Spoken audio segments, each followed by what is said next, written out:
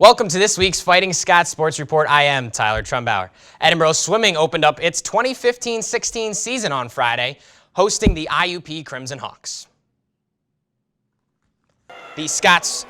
A nice-sized crowd, came to support the Scots in Macomb's Natatorium Friday night. We start on the men's side of things. The lone win of the night for the guys came in the 200-yard freestyle relay as Justin Ransel, Josh Biabow, Alex Shugarts, and Micah Cottel combined for that victory. Cottel also posted a PSAC qualifying time in the 50-yard freestyle, with Ransel doing the same in the 100-yard butterfly.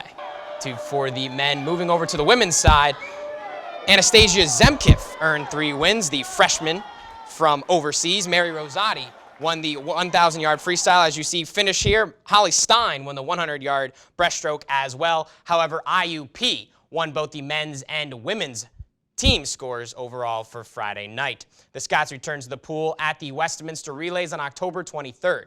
The women's volleyball team looked to continue its hot play on the eastern side of the state at the PSAC East-West crossover. The ladies went undefeated over the 2 days, winning all of their matches in straight sets. Maria Konchak, who hasn't seen much action this season, led the offense against Cheney. Then the usual cast took over with Latoya Hutchinson, Sydney Trathan, and Vic Severo powering the Edinboro attack. With the wins, the ladies are now winners of 10 straight matches for the second time this season and are 23-2 overall and 12-1 in the PSAC. Edinboro returns home for a pair of matches in Macomb Fieldhouse. The ladies host Cal on Friday at 7 p.m. and Seton Hill on Saturday at 4 p.m. The women's soccer team split a pair of matches this past week. Boro visited Gannon on Tuesday. The Golden Knights are undefeated and are the top-ranked Division II team in the nation.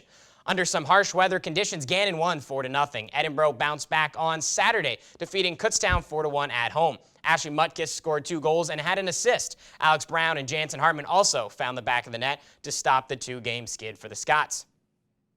The women's soccer team has a pair of home matches this week. The Fighting Scots host Slippery Rock on Wednesday at 6 p.m. and East Stroudsburg at 1 p.m. to conclude its regular season home schedule. The football team made the short drive to Erie to face Gannon on Thursday night.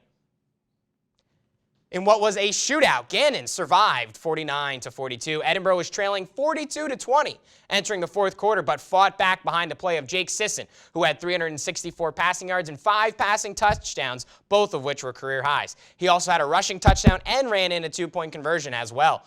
Also, wide receiver Alex Caratelli had a career day, catching 9 passes for 210 yards and 3 touchdowns. With the loss, Boro falls to 0-7 for the first time since 1940. The Fighting Scots host Mercyhurst this Thursday at 6 p.m. That can be seen on ETV, Edinboro.tv, or heard on WFSC 88.9, EdinboroNow.com, or the TuneIn app. That's all for this week. Be sure to follow us on Twitter at ETV Sports to stay up to date on all the latest Boro athletic happenings.